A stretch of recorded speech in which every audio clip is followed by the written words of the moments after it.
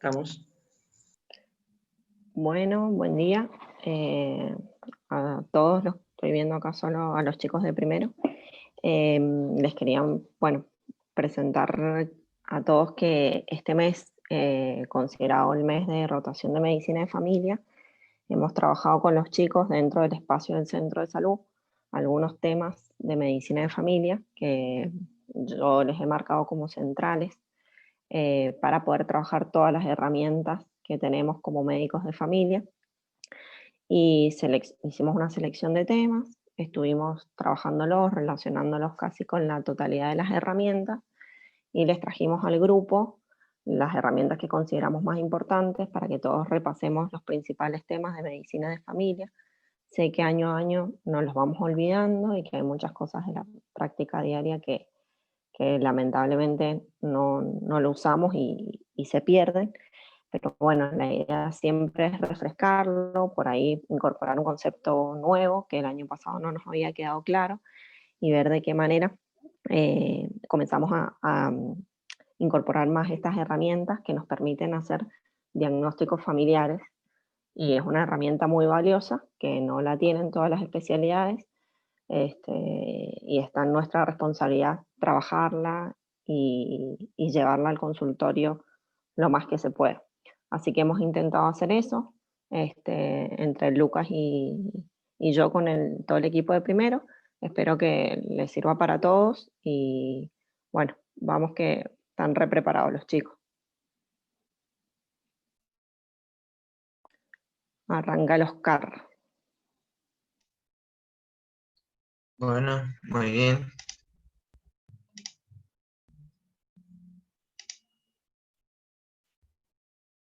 ¿Se ve ahí?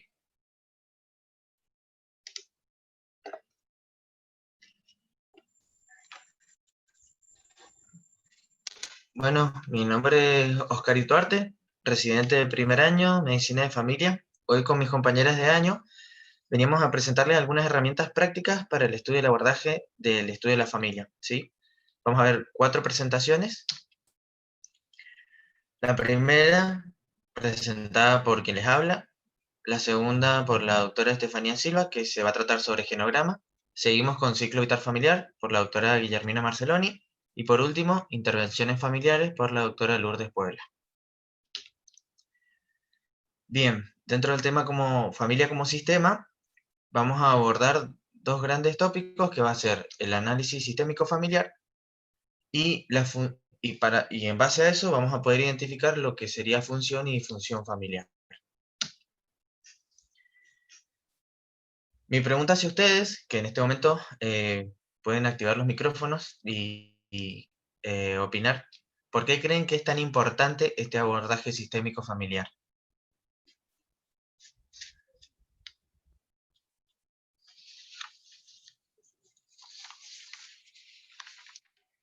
Cuando quieran, el que quiera. Hola, buen día. Bueno, yo creo que es importante justamente porque las situaciones que pasan a nivel individual en algún paciente que vemos en el área asistencial tiene una repercusión o interpela a toda la familia con la que vive mediante, no sé, para emplear recursos para salir de esa situación o apoyarse en alguien más. Entonces por ahí está bueno reconocer todo el sistema que se pone en juego en una situación particular.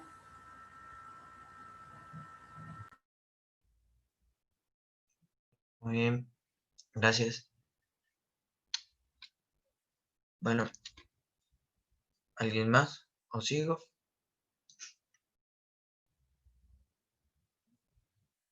Bueno, de la mano de, como venía diciendo la Vicky, es también importante este abordaje sistémico familiar porque en definitiva sería pasar de esta atención tradicional individual del paciente a trasladarlo a su contexto, al lugar de donde viene, y pasamos a atender a toda la familia, que es el lugar donde se enferman, o donde nos habrá dicho Paz en alguna clase anterior, de donde proviene, de donde se genera la enfermedad y de donde en definitiva tenemos que curar.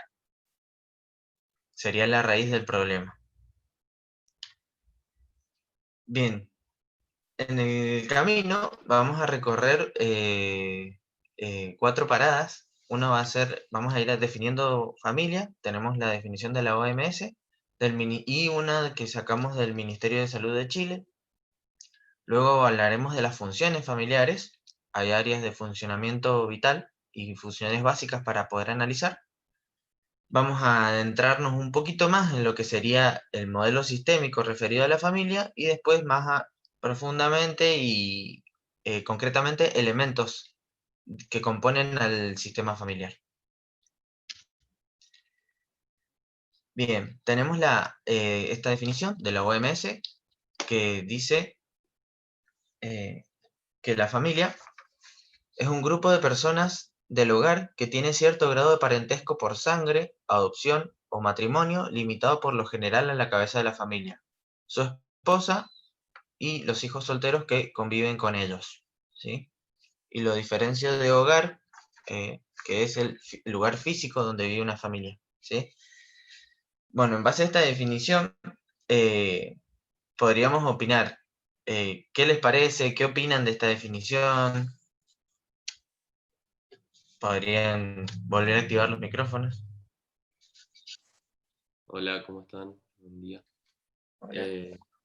Nada, creo que es evidente que es una definición que está obsoleta en cierto punto, porque por ahí nada, está muy marcada por una concepción muy patriarcal de la familia y un poco más antigua, en donde siempre la familia tenía que ser antes eh, dada por una pareja heterosexual, los hijos solteros, o sea, nada, creo que actualmente sabemos que las familias son más diversas y es un poco más amplio el concepto, pero bueno.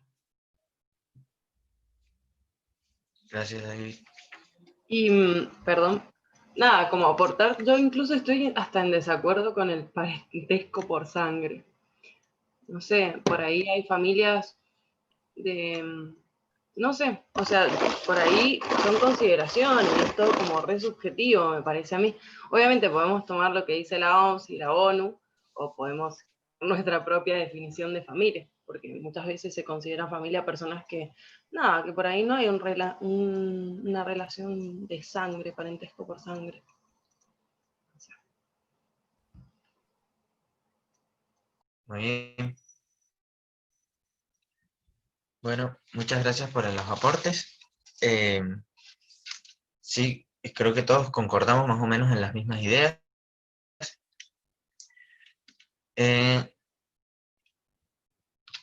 Bien, complementando antes de hacer mi devolución de todas estas definiciones, con mis compañeras habíamos buscado diferentes definiciones de familia en base al enfoque o el tema que vamos a tratar cada uno, ¿sí? Nosotros elegimos que este es sacado del Ministerio de Salud de Chile, que dice unidad básica de la sociedad y núcleo donde se desarrollan los individuos, se cuida, se socializa y se socializa a sus miembros. Que creo que sale un poco de este lugar un poco más arcaico de la definición anterior, ¿sí? Pero bueno, las consideraciones básicas que sí tenemos que decir de una familia es que, bueno, sería como una unidad biopsicosocial integrada por un número variable de personas que sí están ligadas por vínculos, ¿sí? Y esos vínculos pueden ser lo que sea, consanguinidad, matrimonio, unión estable, adopción, eso que los une. Algo más que hay que agregar de la familia es que, y va mucho más allá de que hay que agregarle esa definición, que no solamente este grupo de gente que vive unida por el vínculo, sino que está metida en un trasfondo social y en el que influyen factores económicos y sociales y que la van a modificar. Bien, entendemos, habiendo aclarado eso, que la familia es un subgrupo, ¿sí?, de la sociedad, que digamos está en el medio entre la sociedad y el individuo, ¿sí? Acá es lo que les aclaraba de los factores socioeconómicos, la unidad biopsicosocial, unidad por vínculos. Decía que una forma, bueno, es lo que dice abajo y lo que acabo de decir.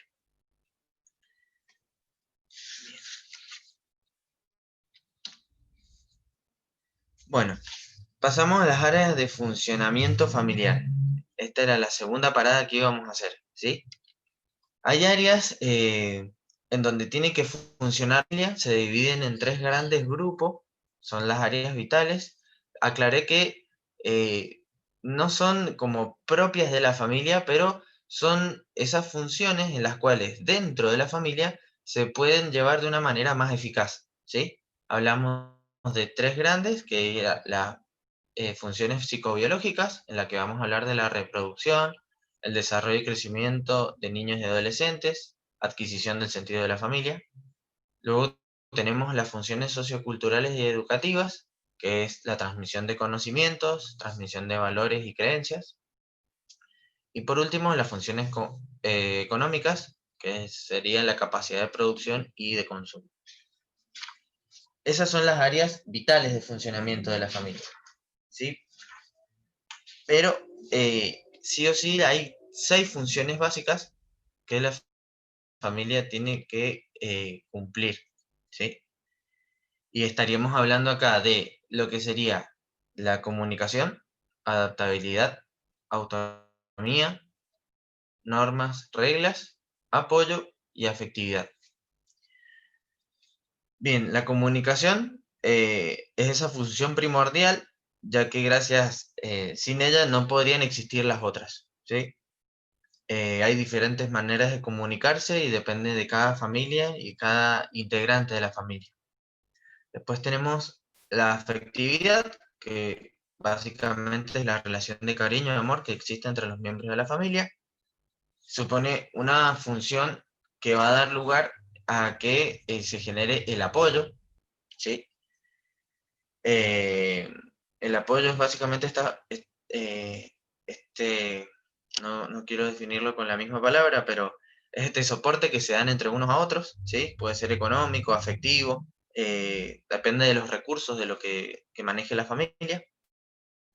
Tenemos la adaptabilidad del otro lado, que sería la forma en que la familia se va acomodando en base a los diferentes momentos de crisis que va afrontando, dependiendo también de lo mismo, de los factores internos y externos a los que se exponga, ¿sí? Luego tenemos la autonomía, en donde dice todos los componentes de la familia necesitan cierto grado de independencia que les facilite su crecimiento y maduración. Es en donde se va viendo hasta qué puse el icono de un auto porque es como que el texto decía ese punto entre lo prohibido y lo permitido, en donde cada uno va viendo cuáles son sus límites o no, cuál es el momento en donde tiene que volver a la familia o no es necesario. Bien, y la otra función básica es las reglas y normas. Las familias establecen reglas y normas de comportamiento que permiten mantener con orden y armonía este círculo familiar, ¿sí? Le da un marco en el cual se tienen que regularse. Estas normas y reglas los diferencian de de otros sistemas. Bien, si alguno tiene alguna duda o quiere interrumpirme, puede hacerlo. Oscar, ¿no? Que está muy bien Sí. eso que aclarás, que en realidad los límites en la construcción del psiquismo de una persona le permiten justamente desarrollar mejor su autonomía. Por eso a veces trabajamos, sobre todo en la familia con niños, los límites y eso, porque estamos tratando de potenciar la autonomía. Bien.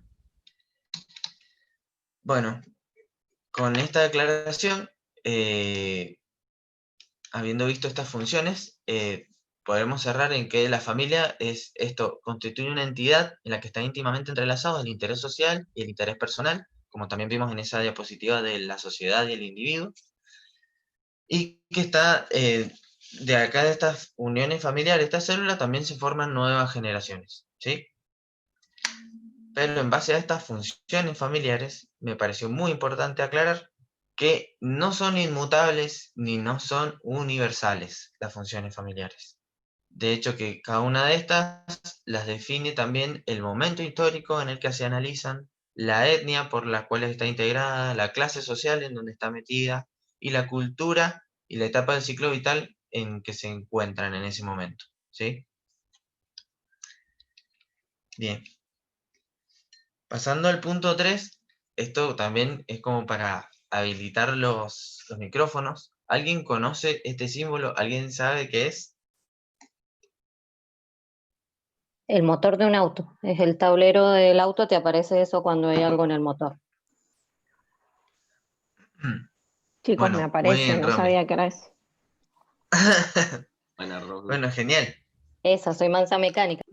Masa mecánica, Romy. Yo descubrí qué significaba este símbolo creo que hace un año más o menos. Siempre, no sé, flashé que era, no sé, un recipiente, el del aceite es otro, no entendía qué era. Cuando me aparecía, bueno, cuando aparece esto en el auto quiere decir que hay que hacerle el servicio o algo anda mal en el motor. Pero bien, no tiene nada que ver con la familia en este momento, pero se me ocurrió, porque como vamos a hablar de sistema, lo primero que se me vino a la cabeza es un motor, el motor de un auto. Y como para poner algo que capte la atención.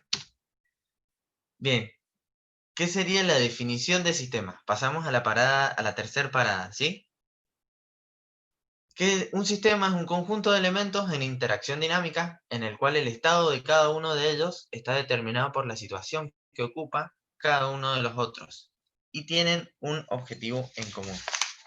¿Sí? Bien, con esta definición vamos viendo cómo vamos esta analogía que tenemos desde un motor o un sistema con la familia, ¿sí? Bien, acá tenemos algunos elementos de este motor, tenemos sus integrantes. Este círculo englobaría lo que serían los vínculos, la relación que tienen entre ellos, ¿sí? Algunos subsistemas que vamos a ir viendo más adelante.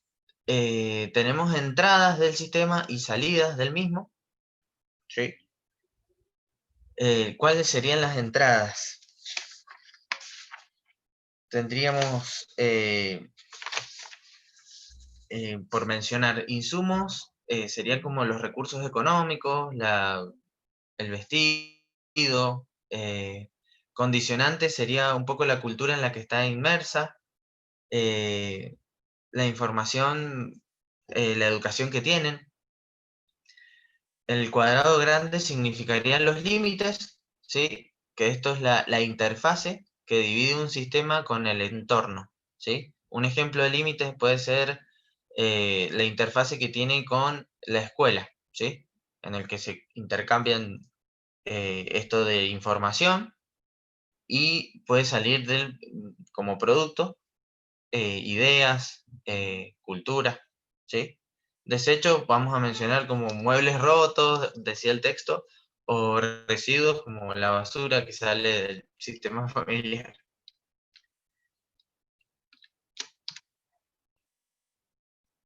Bien, se me quedó pegada esa diapositiva.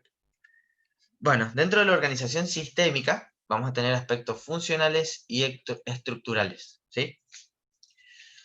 Dentro de los estructurales tenemos los elementos, que como dijimos en el gráfico anterior, puede ser la mamá, el papá, los hermanos, ¿sí? Bien, límites y fronteras, en el gráfico habíamos visto, que era esta interfase que la dividía de un sistema de otro. Ya vamos a hablar un poco más sobre límites y fronteras. Bueno, la red de comunicación son estos canales por los cuales la familia se comunica, ¿sí? Puede ser verbal, escrito, paraverbal y de diferentes formas, ¿sí? Puede ser con palabras, puede ser con actitudes, con gestos. Y el almacén dice que es este lugar donde guardan las reglas, los sentimientos, los recuerdos, etc. Dentro de los aspectos funcionales que me parecen muy interesantes están los flujos de energía e información, los subsistemas, está el subsistema director, que es el que se encarga de la toma de decisiones, los sistemas de retroalimentación, que ahí vamos a explicar un poco más, está el feedback positivo y el feedback negativo, Y dentro de todo, que hacen estos dos elementos, los feedback, a la homeostasis, ¿sí? Que es la que va a llevar a cabo el mantenimiento de la estabilidad del sistema, ¿sí? Bueno, hablando un poco más del feedback positivo y negativo, me parece súper interesante, que dice que, por ejemplo, el feedback informan al subsistema director, ¿sí? Al que toma las decisiones, lo que pasa y permite una correcta toma de decisiones.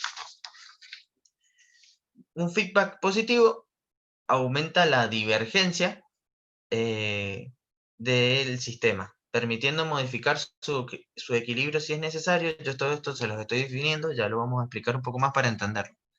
El feedback negativo conduce a un comportamiento adaptativo, facilitando conservar la estabilidad del sistema, ¿sí?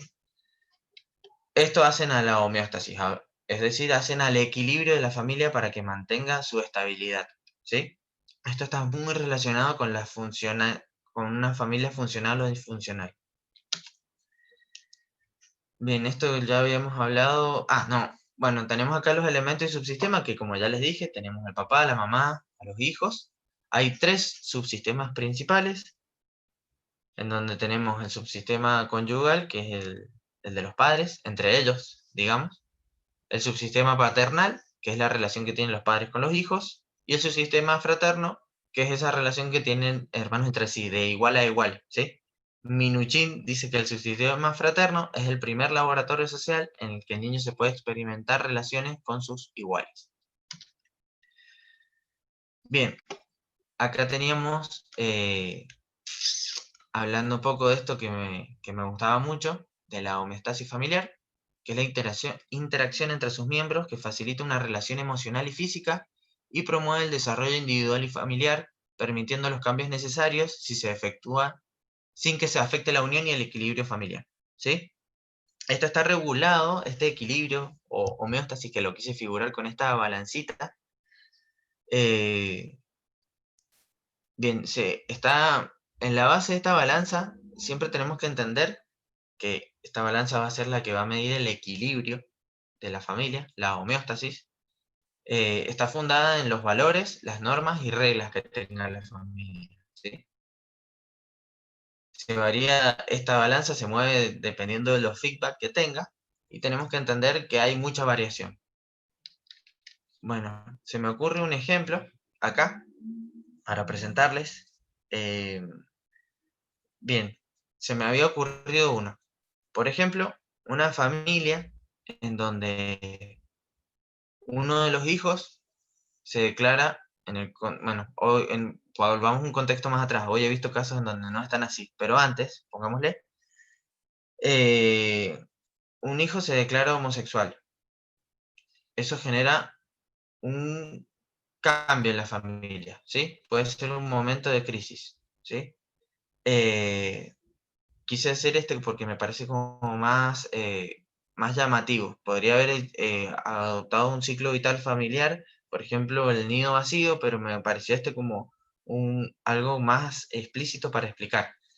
Tenemos un ejemplo de feedback negativo. El feedback negativo va a hacer que muchos integrantes de la familia con esa noticia adopten situaciones o posturas en las que les sea más cómodo para facilitar el mantenimiento del equilibrio, la estabilidad dentro de la familia. Algunos lo van a negar, otros lo van a culpar, lo van a juzgar. Nadie de los integrantes se va a hacer cargo de cómo llevar esa situación de la mejor manera, ¿sí?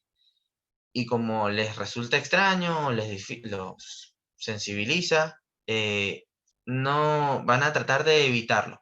Eso sería como un feedback negativo, ¿sí? Es algo adaptativo que facilita una situación para llegar a la estabilidad. Lo malo de eso es que ninguna de esas situaciones dentro de esa familia dura para siempre, ¿sí? Eso va a llevar a cabo a que si se mantienen en esa postura terminen dentro de otra crisis, ¿sí? Lo podemos tomar de otro lado, un feedback negativo, positivo, que se acuerdan que dijimos que aumentan las divergencias dentro de la familia, es decir, aumentan las posibilidades. Dentro de esta situación, ¿qué puede pasar? Que cada uno de los integrantes se haga cargo de lo que sienten, de lo que perciben de esa situación, para poder relacionarse mejor entre ellos, ¿sí? ¿Eso qué va a requerir? Que si no tienen los recursos, busquen la manera de poder afrontar esa situación de una mejor forma, que va a hacer que ese equilibrio sí se tambalee, porque al buscarle formas nuevas, aprender cosas nuevas para poder adaptarse a esa situación, el equilibrio se va a desestabilizar, pero la idea es que alcance un nuevo nivel de equilibrio, ¿sí? Bueno, espero que haya sido claro ese ejemplo. Bien. Abajo puse la palabra variación, porque esta homeostasis familiar siempre va a cambiar de unas familias a otras, e inclusive varía en la misma familia, como ya dijimos, dependiendo del tiempo y del ciclo vital en que se encuentren, de los mismos integrantes que la componen. Bien, vamos a hablar un poco acá de reglas, normas y valores, que son estas bases de este equilibrio que les dije. Hablando de las reglas, que es el mecanismo, las reglas familiares. Vamos a hablar que las reglas son familiares, ¿sí? Para aclarar.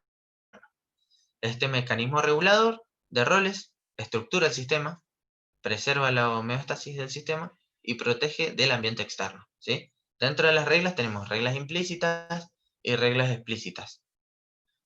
Las explícitas son aquellas que nadie las dice, pero que están. Por ejemplo, los lugares en donde se sienta cada uno a comer en la casa, ¿sí? Se me ocurrió como ejemplo. Hay casas en donde van cambiando permanentemente. Y las reglas explícitas son aquellas que sí se pactan, por ejemplo, la hora de comer, ¿sí? ¿Qué quiere decir estas reglas? Que tienen estas características que para que se cumplan, del otro lado, tienen un carácter de inviolabilidad. Y en el caso de que se rompan, tienen como un castigo, por decirle, o consecuencias, ¿sí? En las explícitas esas consecuencias se pactan. Por ejemplo, cuando le dicen a un hijo que cuando sale que vuelva a tal hora, y si no vuelve a tal hora, hay consecuencias. Y las implícitas tienen una consecuencia menos pactada, tienen más de un contraste más afectivo.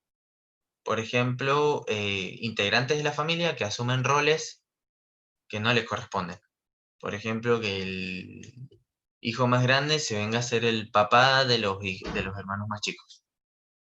El componente afectivo que va a tener eso es enojarse o todas esas consecuencias que lleven a cabo el tener un hermano que se haga el padre, teniendo los padres, ¿no?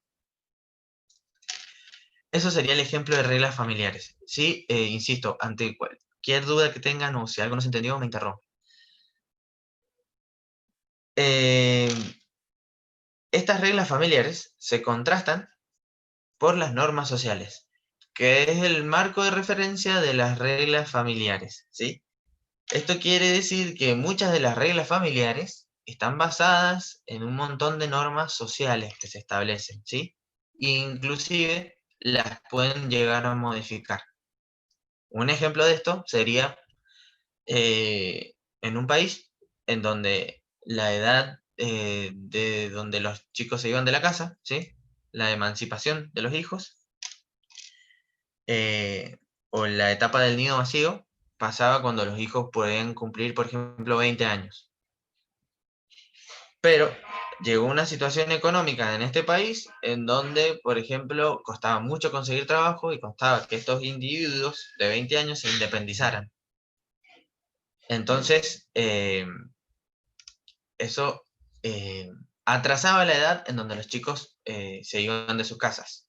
Y socialmente eso hacía que las reglas familiares se cambiaran. Y ya no estaba mal visto que tenías 30 años y todavía estabas en la edad de tus padres. Porque el contexto social favorecía eso.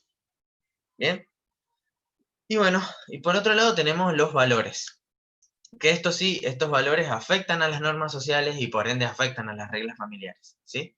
Dice que pueden determinar las normas sociales, las reglas familiares y las elige el individuo. Para ser un poco más claro, hablando de valores, pueden ser contrastables. Hay muchos valores en una misma sociedad que pueden ser contrapuestos, quise decir, ¿sí?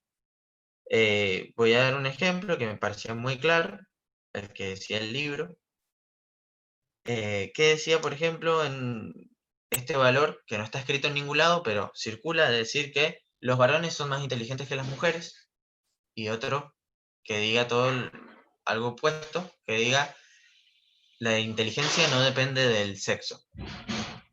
Cada individuo es el que puede tomar el valor que más le convenga o con el que más concuerde, ¿sí? Pero dependiendo del grupo de individuos que adopten esos valores, van a ser cómo se van a ir tomando normas sociales. Por ejemplo, carreras en donde se les permite el acceso solo a los hombres, si es que toman este valor de que los hombres son más inteligentes que las mujeres, o inclusive modifiquen reglas familiares en donde se reprima todas estas opiniones o inquietudes que tengan las mujeres porque se cree que los varones son más inteligentes que las mujeres. ¿Sí? Obviamente depende de cada individuo, pero se agrupan esos individuos y hacen normas sociales y reglas familiares. ¿Sí? Bien. Límites y fronteras. Sí. Cuando hablamos de límites y fronteras, se me ocurrió esta membrana lipídica de la célula, ¿sí? Que define muy bien en esta analogía de lo que es el límite para una familia, ¿sí? Es lo que la define de un sistema de otro, la separa, la protege, ¿sí? Es esta interfase en donde hay intercambio y que es permeable, ¿sí? Lo que me parecía muy importante del límite es que aclarar que si el límite es muy cerrado, empobrece al sistema, y si es muy abierto, esos límites, esa barrera que define un límite de otro, un sistema de otro, se pierde la integridad de la familia, puede llegar en esta ruptura o separación, ¿sí? O sea que los dos extremos son malos, tiene que ser permeable, como la membrana de la célula. Saber eliminar los desechos y darle entrada a eso que le suma, que le hace crecer, ¿sí? Bien, otro elemento que es importante, que ya habíamos hablado, que es la comunicación. Solo acá aclarar algunos tipos básicos de comunicación, que está el digital y el analógico. Dentro de la familia, el digital, todo esto que es información, datos, puede ser verbal o paraverbal. Y el analógico es el cómo se interpreta esa información, ¿sí? El cómo relacionarse, son afectos, emociones, y generalmente es no verbal, ¿sí? Dentro de la comunicación también aclaraba el libro que podría ser, hay dos tipos, que es el complementario o el simétrico. El complementario es cuando un interlocutor complementa al otro, pero se dan en lugares diferentes de altura, se me venía a la cabeza, pero es cuando uno está encima de otro o sabe más que otro, la comunicación es desigual, está un poco enmascarada, decía el libro, y no es la más eficaz. La más eficaz es la simétrica, que minimiza las diferencias, es más directa. Hablando de comunicación, que me pareció lo más importante de esto, que permite la transmisión de normas y reglas, facilita el comportamiento de los individuos que configuran el sistema familiar, pero sobre todo sirve para interpretar y expresar los sentimientos y las emociones entre sus miembros. Investigar cómo se expresan las emociones, afectos y sentimientos de la familia es una tarea básica para entender por ello uno de los retos que tiene que afrontar el médico de familia para poder comprenderla. Puse estos iconitos en donde, bueno, vemos en los extremos gente dialogando y en el centro gente que, nada, que opina, habla pero no escucha. Emite pero no es capaz de recibir lo que el otro dice. Bien, cerrando un poco el tema de la familia como sistema, me pareció muy importante esta última, que hablaba de la unidad, la totalidad y la causalidad lineal a la circular. ¿Sí? Volviendo un poco a esto al principio, en donde había opinado la Vicky, esto de por qué es importante el abordaje sistémico familiar, que habíamos dicho que pasa de un lugar en donde solo era una atención individual, en donde A afectaba a B, y era así de simple, a algo muchísimo más complejo, que es que en un análisis sistémico familiar, cuando estudiamos a la familia, vemos que no todo es tan fácil, no es que A afecta a B, ¿sí? En donde algo que le puede pasar a A, Agustina, puede afectar a B, Bruno, y que eso le puede afectar a C, a Carlos, y eso a Dayana. Y que lo que le afecte a Dayana vuelve a afectarle a A. Entonces, volvemos con esto que es algo muy complejo, estudiar a la familia, ¿sí? Esta es lo que quiere decir la causalidad circular. Y dentro, habiendo definido lo que es la causalidad circular, me parece muy importante ver estas dos definiciones, que es la totalidad y la unidad. La totalidad hace referencia a que algo nuevo que afecta al sistema, a uno de sus integrantes, afecta a todo el sistema familiar, ¿sí? Y la unidad hace referencia a que cada individuo es reflejo de lo que lleva consigo o lo que trae proveniente de su sistema familiar. Eso habla la unidad. Bien, acá paro un poco con lo de la familia como sistema. Si alguien quiere decir algo, aportar algo, si no, seguimos.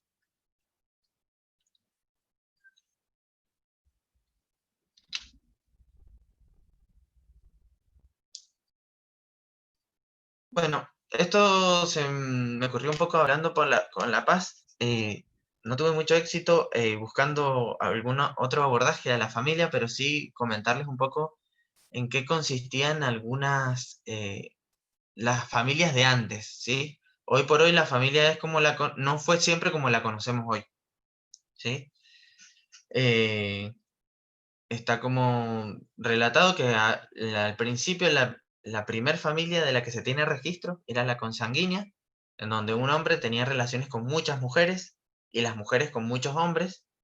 Eso llegaba a que los hijos fueran como hijos en común y los grupos se diferenciaban por clases generacionales. Era muy raro, pero eran como, bueno, hijos comunitarios, es la idea que me quedó, ¿sí? Eran todos hijos de todos. Se me viene a la cabeza alguna vez que hablamos en estos barrios un poco marginales, que hablamos una vuelta en algún momento que estábamos comiendo en el patio del hospital, en donde se me vino a la cabeza eso, en donde los hijos que circulaban por el barrio, el grupito de niños, todo el mundo los vigilaba, todo el mundo se hacía cargo de ellos, los cuidaba. No es que el vecino se hacía cargo del suyo, nada más. No, los cuidaban a todos. Bueno, después viene la familia Punalúa, me faltó el acento. Este también es un grupo, me costó entenderlo al principio, pero era que el grupo de hermanos consanguíneos se juntaban y era como una familia nuclear, y después estaban grupos de hermanas, ¿sí? Me costó entenderlo igual un poco, pero bueno, cada uno de estos integrantes, por ejemplo, uno de este grupo de hermanos tenía relaciones con varias mujeres de otro grupo de mujeres, obviamente que no fuera el de sus hermanas, y estas chicas se llamaban se pasaban a llamar las mujeres punalúas. Y bueno, cuestión que no prosperó mucho porque después todo se mezclaba y no te ibas a casar con tu hermano de sangre, ¿me entiendes? Bien, pasamos al siguiente grupo, que es la familia sindiásmica, en donde un hombre se casaba con una mujer, pero el vínculo matrimonial era muy débil, el hombre no se hacía cargo de los hijos, porque los hijos solo eran como propiedad de la madre era la que se hacía cargo de todo. Y pasamos a la de hoy, que es la familia monogámica, en donde una de las funciones de esta familia es la procreación. Los lazos que unen el vínculo marido y mujer son más fuertes. Y bueno, el libro también me parece un poco ya atrasado porque dice que el lazo no puede romperse por una unilateralidad del grupo matrimonial, cosa que hoy sí sucede, ¿sí? Bueno, esa revisión de familias como para pasar a función y disfunción familiar. Para aclarar esto, antes de empezar de hablar de las funciones, era importante aclarar qué diferencia hay entre el término de familia sana, familia enferma, y el de funcionalidad y disfuncionalidad.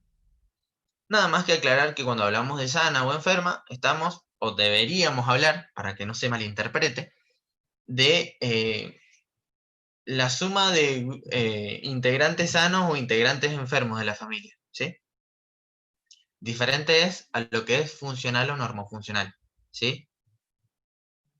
Dice que con el término salud familiar también nos referimos al funcionamiento de la familia como agente social primario, por lo que el buen o mal funcionamiento de la misma es un factor dinámico que influye en la conservación de la salud o la aparición de la enfermedad. De la mano de esto podemos entender que dentro de una familia disfuncional es en donde van a empezar a aparecer estos pacientes o estos individuos enfermos, ¿sí? Creo que era el concepto que me quedó de esta funcionalidad, que de la disfuncionalidad aparecen estas enfermedades en los individuos. Bien, ¿qué pasó? Dentro de familia disfuncional o normofuncional, hablamos que una familia es disfuncional cuando es ineficaz o no puede cumplir con sus funciones. Acá estábamos, en rojo está esto aclarado que les digo. El producto de la disfunción familiar es la enfermedad de uno de sus miembros, que es lo que denominamos caso asignado o caso de índice. Y normofuncional es una familia que cumple con sus funciones según el ciclo vital familiar en el que se encuentre y las demandas que requiera del entorno, ¿sí? Todas esta funcionalidad o normofuncionalidad está condicionada por el contexto sociocultural en el que se encuentra, la época en la que están transitando, la cultura, el individuo y la sociedad. Volvemos a decir, no hay un modelo de funcionalidad abstracto y universal, siempre varía. En este cuadro muy complejo, que me llevó su tiempo, creo que está resumido un montón de cosas importantes que hablan sobre la funcionalidad, cómo se maneja la disfunción, ¿sí? Podemos volver al caso que nombré como ejemplo, del hijo que se declara homosexual, o inclusive podemos volver a algo más sencillo a lo de esto de cuando el nido vacío, ¿sí? Donde tenemos, por ejemplo, una familia normofuncional que cumple con las funciones que el sistema le requiere, ¿sí? Puede venir un acontecimiento vital estresante. Cambiemos de ejemplo, se me ocurrió la muerte de un familiar, ¿sí? La muerte de la madre. Eso genera una crisis, ¿sí? ¿Qué puede pasar? Que la familia tenga los recursos adecuados, ¿sí? Para superar esta crisis, se adapte y vuelva a la normofuncionalidad. Puede pasar que no tenga los recursos adecuados, ¿sí? Entonces, sigue cayendo en crisis porque es como una especie de bola de nieve o círculo vicioso que se arma, en el cual pueden haber un par de divergentes, en realidad una sola, ¿sí? Que la familia no consigue adaptarse a esa nueva crisis, y lo que conlleva una ruptura familiar. Otra parte que habla del equilibrio patológico, que es esto que hablamos de el feedback negativo, que la familia sigue junta, pero no termina de resolver la crisis y se mantiene en ese estado permanentemente,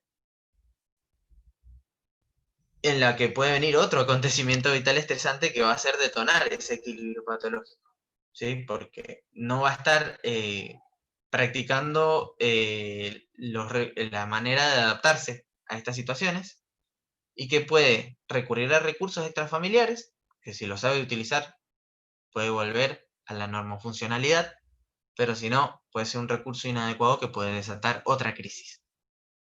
Todo esto, vuelvo a insistir, está condicionado por las reglas, las creencias, las triadas y los límites. Me faltó la R, las triadas. Bien. Parte importante de esto de la disfunción familiar, más para la práctica clínica que tenemos nosotros en medicina familiar, me parecía importante aclarar que una familia disfuncional nos daba una homeostasia ineficaz, o sea que perdiera el equilibrio, en que iba a terminar en un miembro enfermo, casos índice que presentan somatizaciones, pseudobulcus, pseudoangor, trastornos de la ansiedad, trastornos del estado de ánimo, fobias, ¿sí? Y si somos, como cita el libro, un médico incapaz, vamos a hacer estos que vayan a ir solucionando como parches estos síntomas que presenta el paciente, pero va a ser, como bien dije, parches, el paciente va a volver a lo mismo y va a ser un hiperutilizador del sistema de salud, ¿sí?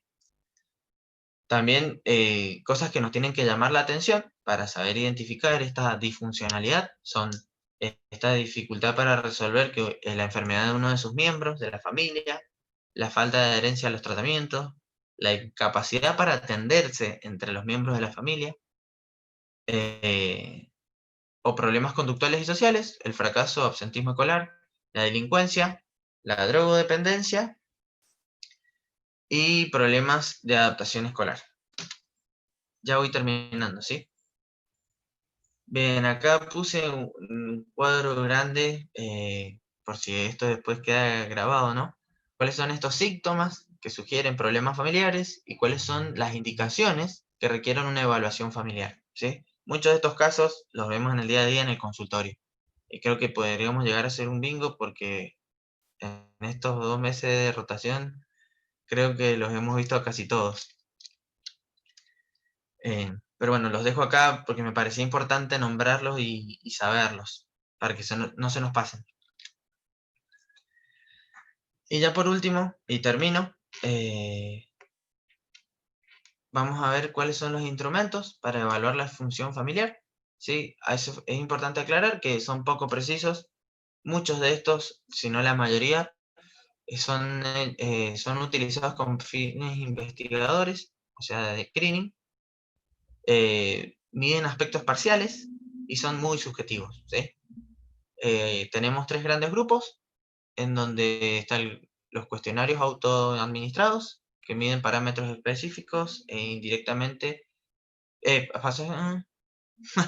perdón, no sé qué puse ahí, pero quise decir que miden parámetros específicos y que son los que tienen mayor validez y fiabilidad.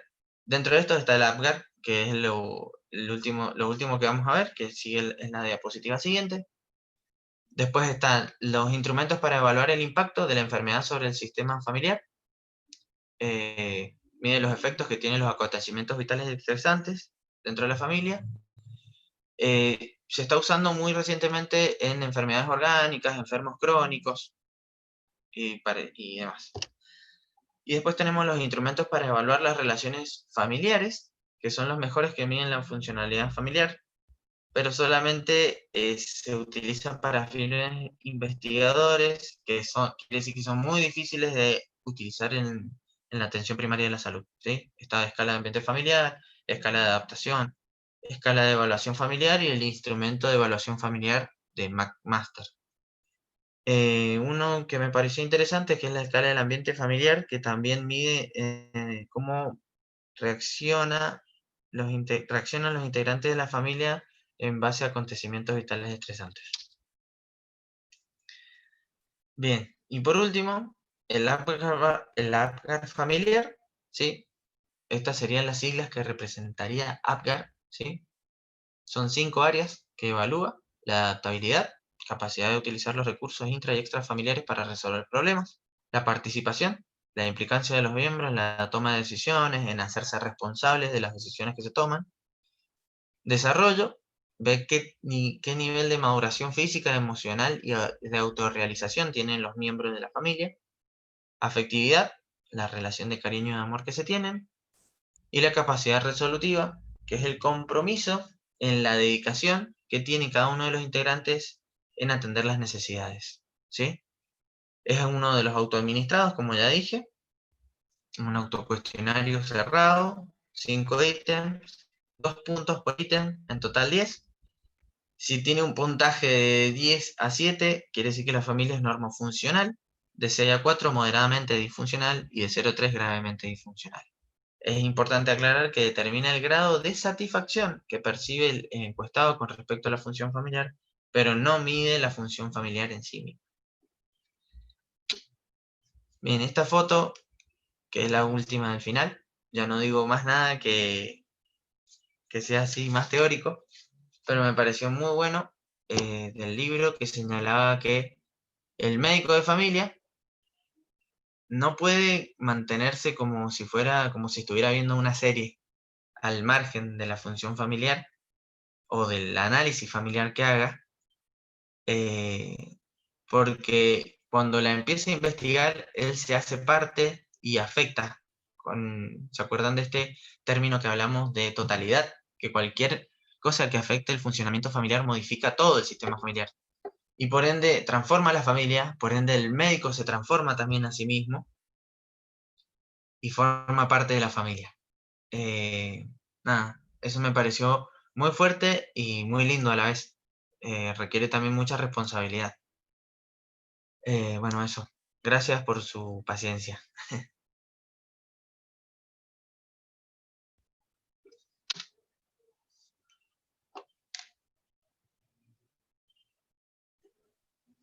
Me encantó, Muy Oscar. lindo. Ah, eso. Barbie.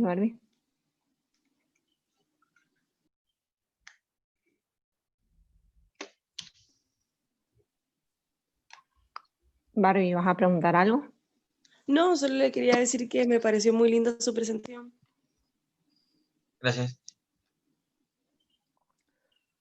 Oscar, yo quería agregar una cosita que por ahí algunos ya me han escuchado decir esto, pero en realidad, digamos, desde la psicología tenemos distintas teorías para analizar al individuo. La más conocida tal vez es el psicoanálisis. No sé si alguna vez alguien ha hecho terapia. También hay otra teoría que se llama el humanismo. Y en contraposición a esas dos teorías está la teoría sistémica de análisis, ¿no? Donde se analiza al individuo como parte del sistema. Para poder analizarlo, obviamente hay que conocer todos estos conceptos que vos dijiste, que son conceptos muy duros, sobre todo para nosotros que venimos de otra formación, tal vez más biologicista, que son por ahí muchas definiciones, pero cuando uno las va tomando, las puede llevar a la práctica, y me parece que bueno, que vos, en cuanto a la teoría sistémica y a la función y disfunción familiar, que son dos cosas desde donde nos tenemos que parar con mucha claridad, nos diste los conceptos con mucha claridad y ya bastante como masticados de tu parte. Yo quería agregar solo eso. Gracias, Paz.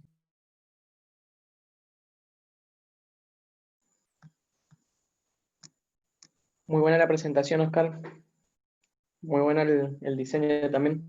Y los contenidos, bueno, creo que también ahora se van a ir hilando con las otras presentaciones, así que eso está bueno. No sé si alguien quiere comentar algo más de la presentación del Oscar, si no hagamos 10 minutitos de recreo y a las 1:15 larguemos de vuelta. Mientras la Steffi va preparando todo, ¿les parece? Alguien me dice cuánto me demoré porque no me di el tiempo. 55 minutos. ¡Ay, durísimo! Pero está bien igual. Bueno, hagamos 10 minutitos de recreo y mientras la Steffi va preparando su presentación. Ok.